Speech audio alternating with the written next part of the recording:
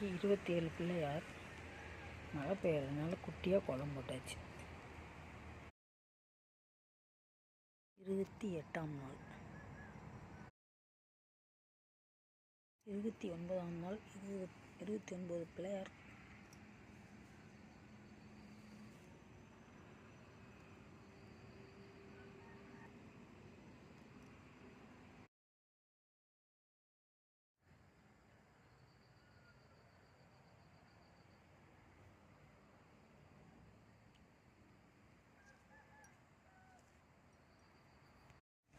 பிள்ளையாருக்கு காப்பு கட்டியாச்சு.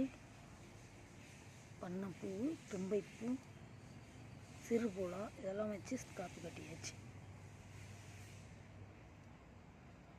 பல வண்ண மலர்களால் அலங்கரிக்கிறது.